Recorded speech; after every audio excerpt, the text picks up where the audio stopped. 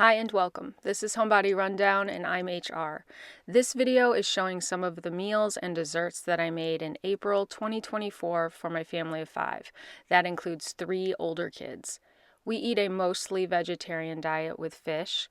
I don't follow a lot of recipes, but if there is an inspiration recipe or I do follow one and I can find it online, I will include that in the description. Hopefully there'll be some ideas in here for you. Starting with a mushroom stroganoff type meal, utilizing frozen mushrooms, onions, and green peas. A lot of the flavor in this comes from Worcestershire sauce and sour cream. Also got chopped garlic out of the freezer and defrosted that. Cooking the mushrooms and onions in olive oil with dried thyme and bouillon. This smells amazing. Adding Worcestershire sauce, chopped garlic, and black pepper. Let that cook for a couple minutes, adding frozen peas and wheat flour. Let this cook for another minute before slowly adding in water.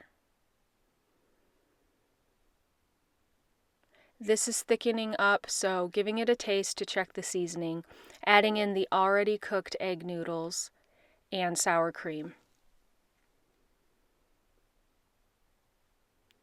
Decided to add a little more black pepper.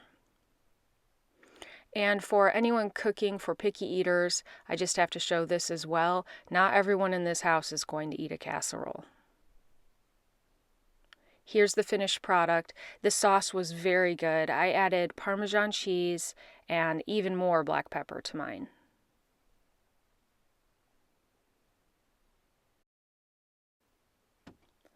Today I'm making Snickerdoodles. This is one of our favorites.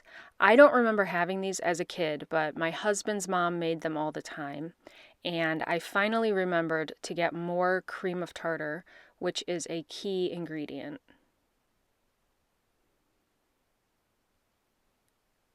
The dough is very soft. It's so easy to scoop. We roll these into a ball and dip the top in a mix of cinnamon and sugar.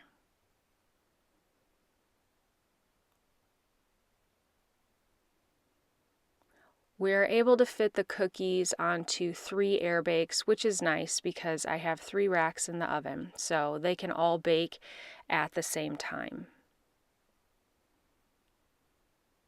This cookie is still warm, so it's kind of falling apart, but they are very light seeming and melt in your mouth. Really good cookie. Had a bag of yellow potatoes that needed to be used up, so I'm baking all of them or roasting them in the oven, seasoned with olive oil, salt, black pepper, garlic and onion powder, and adobo seasoning. That seasoning is made by Frontier Co-op and I get it at Whole Foods. For dinner tonight, I'm baking 2 types of fish so we can compare. And on the grill, I am making some frozen green beans and frozen pineapple. The fish at the bottom of the screen is rockfish that I ordered from Azure Standard. The 4 pieces of fish in the other dish are cod that I bought frozen at Costco. I'm just keeping the seasoning simple using olive oil, lemon juice, lemon pepper, and salt. We'll bake covered in the oven for most of the time and then uncover at the end. Season the green beans with oil, salt, and lemon pepper. In the pineapple is just oil and salt. Forgot to check these, so there are some crispy spots. Uncovering the fish and checking the temperatures on both. I did let these defrost in the refrigerator, so they were not frozen going into the oven. And here it is after it went back in the oven for about 10 minutes. This was my plate. 4 of us tried both types of fish, and it was a draw. 2 people preferred the cod, and 2 people preferred the rockfish. Personally, I preferred the cod, but they both could have used more seasoning or more fat.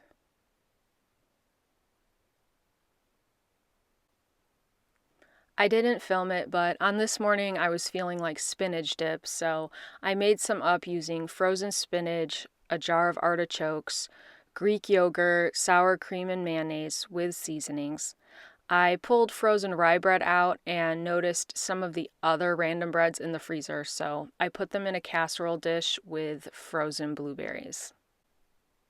I decided to make bread today using olive oil and both white flour and whole wheat flour. It's pretty sticky, but the KitchenAid with the dough hook manages this amount of flour just fine. Now I will put it in the oven to rise on the proof setting. Here's how it looked after that first rise. I think it was about an hour. Now I'm going to take the dough out and cut it into two and form it into loaves on parchment paper on air-baked cookie sheets, and then I will let it rise in the oven again on that proof setting. After the second rise, I'm going to cut a line on the top and brush on some melted butter while the oven gets up to temperature. Here's how they looked. They really didn't puff up anymore, but the finished product looked good and tasted good.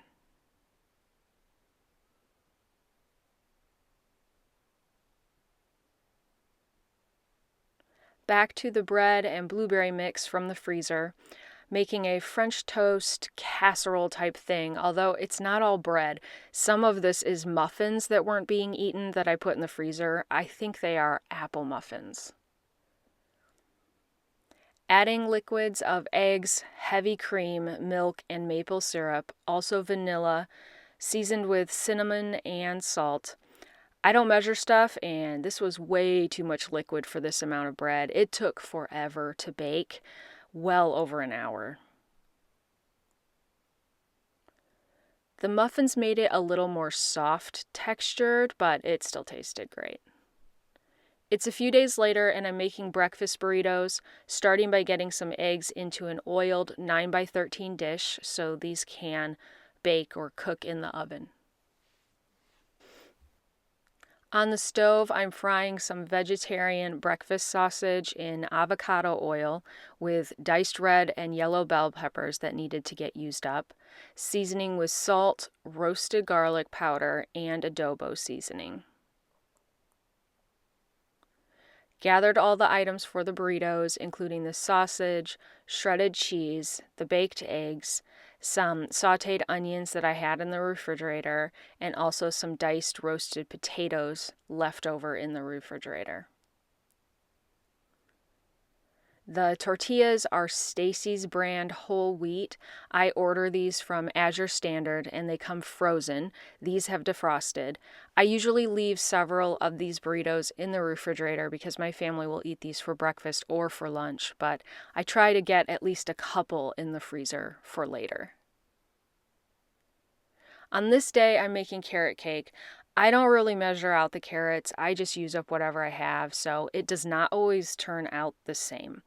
Also, I had some ground oatmeal that I'm adding, and I know I got that from a recipe I read years ago, but unfortunately I don't have it to share, but I had a lot of oatmeal that needs to get used up.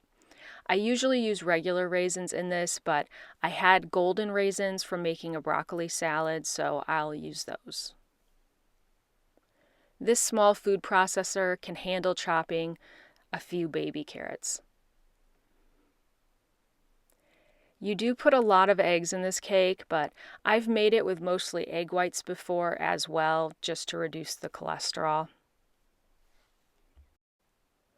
The raisins would get stuck in the whisk attachment, so I'm hand stirring these in.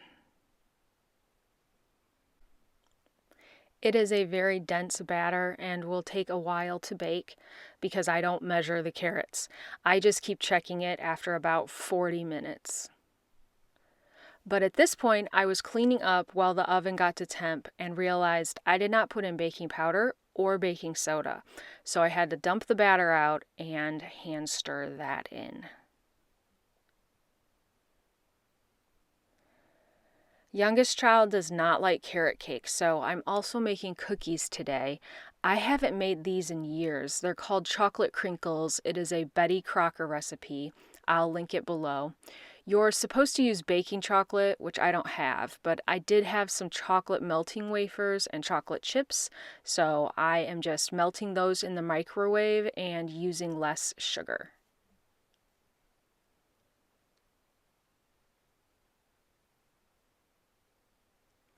Making sure to add the baking powder.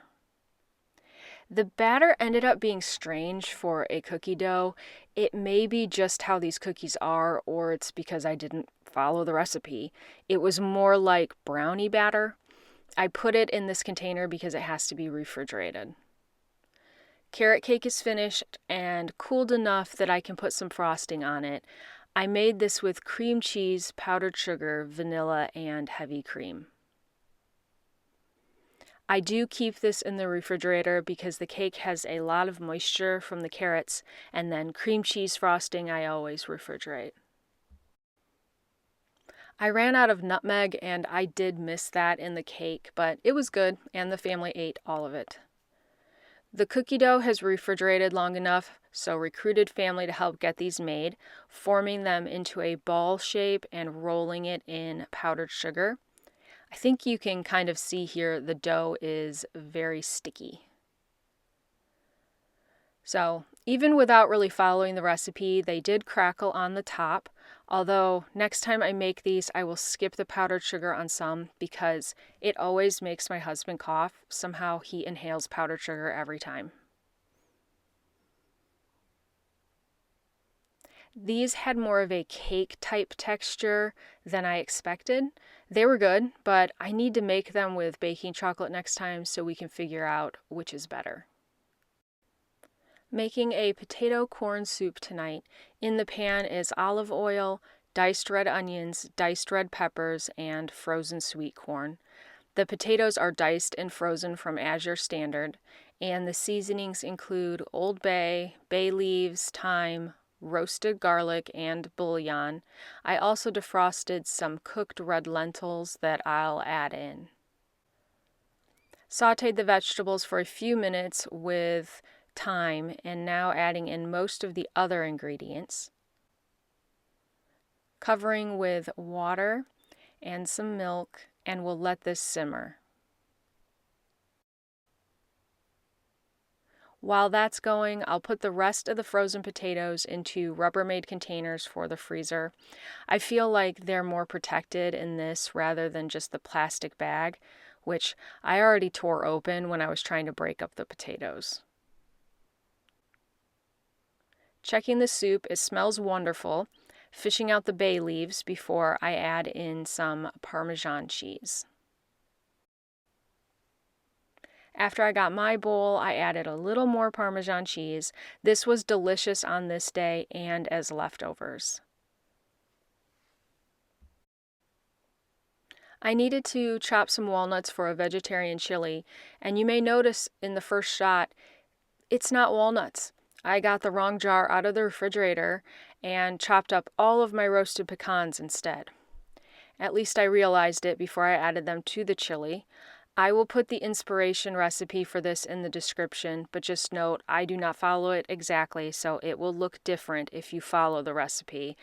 I have done that and it's excellent. Also, I only made about half the full recipe because the full thing is way too much for us.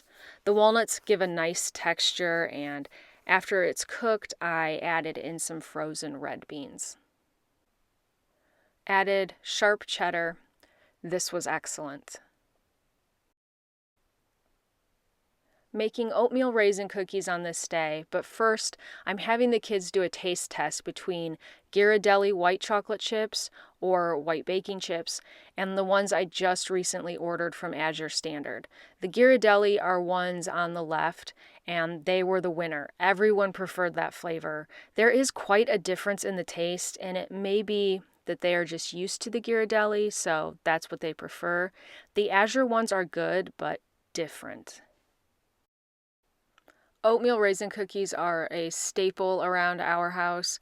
I make a lot of cookies, but for some reason I feel like maybe these are a little better because they do have 3 cups of oatmeal.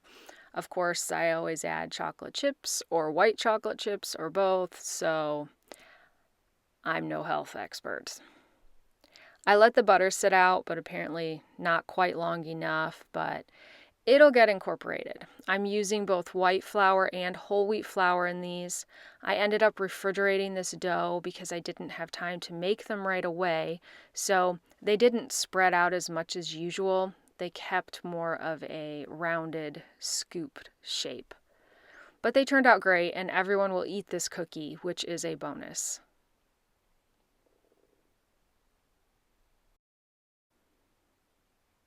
A few days later, I'm rinsing pinto beans that have been soaking overnight in a brine. I put them in the Instant Pot with fresh water and some seasonings.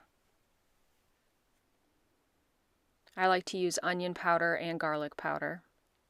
The beans are very soft, which is what I want because I'm making these into refried beans. However, this is probably a little too much liquid, so I'm going to take some out. I don't get rid of this liquid right away because after they've cooled down, they may need some of it added back in. Adding lime juice and using this masher thing, I'm not sure what it's really called, but it works well. Giving it a taste and adding a little more lime juice. Sometimes I have to add more salt as well. These were really good. I ended up just eating some with salsa and chips. Making a Whole Foods store brand cake mix, but I thought I would try changing out some of the ingredients to make it richer or more dense. I've seen where people add butter instead of oil and milk instead of water, so I just thought I would try that. I did not look anything up. I used 2 eggs like the box says, but I replaced the water with milk 1-to-1, and I think I ended up using a little more butter than the equivalent amount of oil. Especially when making cakes, I find I need to scrape down the sides of the bowl at least once. The whisk attachment just doesn't get to the edges. Cleaning up my mess. The cake did not rise up nearly as much as usual, and it settled even more as it cooled. I made a quick glaze for it. It's just powdered sugar, vanilla, and milk. I'd say it ended up being more brownie height, but it was excellent. Of course, it was a whole lot of butter. Making another potato soup with the frozen diced potatoes, but different flavors. I used the food processor to chop up some sun-dried tomatoes in oil, a bag of frozen chopped kale, some diced frozen onions, vegetarian bouillon cubes, and seasonings including nutritional yeast. I am going to add lentils again, but this time they will cook in the broth. Cooking the frozen veggies except the potatoes in oil and seasoning, and then adding the rest of the ingredients and covering with water. I do rinse the lentils before I add them. I have to tap this strainer several times because stuff gets stuck in the edges. It has simmered for a half hour. I took out the bay leaves and adding nutritional yeast, a little half and half, and grated Parmesan cheese. This tasted great like the last soup, and it was also wonderful as leftovers.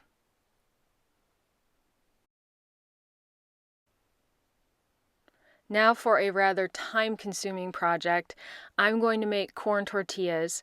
I bought 4 different types of masa corn flour last month, white and yellow from Azure Standard, and that's what's in the Rubbermaid containers, and then white corn masa from King Arthur Baking Company, and yellow corn masa from Bob's Red Mill.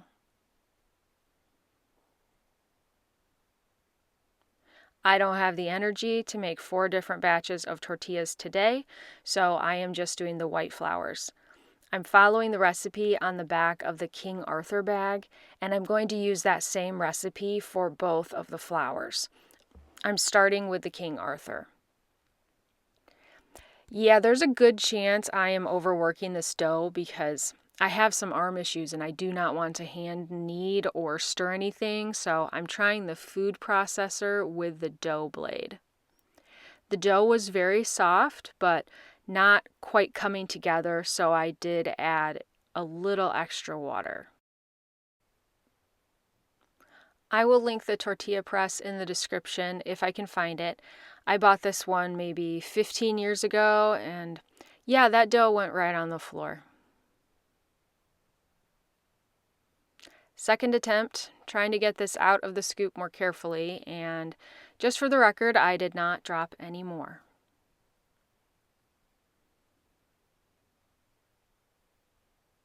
I'm using 2 pieces of parchment paper between the dough and the press, and it works really well. This was my first one, and I forgot, but usually I do one press, open it, turn the tortilla 180 degrees, and then do a second press, because sometimes it gets a little thinner on the side with the handle. I have always cooked tortillas in cast iron pans, but I thought today I would try my enameled cast iron, and it did not work out. The very first tortilla stuck immediately, so I didn't try any more on it. Maybe if you were cooking them in oil, it would be fine. But the ones on the regular cast iron didn't stick at all. I just take the bottom piece of parchment paper and use it to move the tortilla from the press to the pan. But if you do this, please be very careful. The cast iron is extremely hot. Now I'm mixing up a batch using the azure flour. I don't think it's ground as finely, and the texture was a little different. I also added extra water to this one. I may have added a little too much water because they pressed out thinner.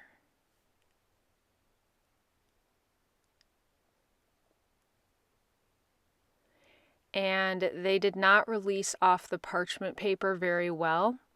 So I just didn't press them as hard after the first two so that the tortillas were thicker, and that worked perfectly. There was no more breakage. I am putting these in a bowl under a towel to help them steam and stay warm. The King Arthur are on the left and the azure are on the right. I'm just checking to see how bendy they are. They both cracked a little, but when we used them for fish tacos, they held up well enough.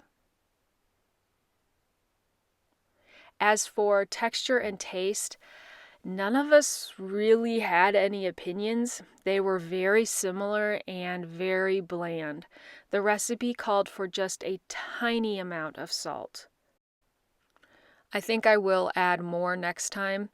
Also, no tortilla expert, but I'm hoping that the yellow corn flour will maybe have more flavor. Also, when I make the yellow corn ones, I think I'll try the KitchenAid mixer instead of the food processor, just to see if that makes a difference. I didn't film it, but I pan-fried some more of the rockfish the next day, and we had fish tacos, which were excellent. Overall, some pretty good food this month. The hits were, no surprise, the cookies and the chocolate cake. The breakfast burritos are always appreciated. They're so convenient. Personally, I really enjoyed the soups and having those around for leftovers. In the next month or two, I plan to pick up some baking chocolate so I can follow the recipe for the chocolate crinkles. Also, we'll make the yellow corn tortillas, and if the weather cooperates, a lot more food on the grill. Hope you have a wonderful week, and thanks for watching.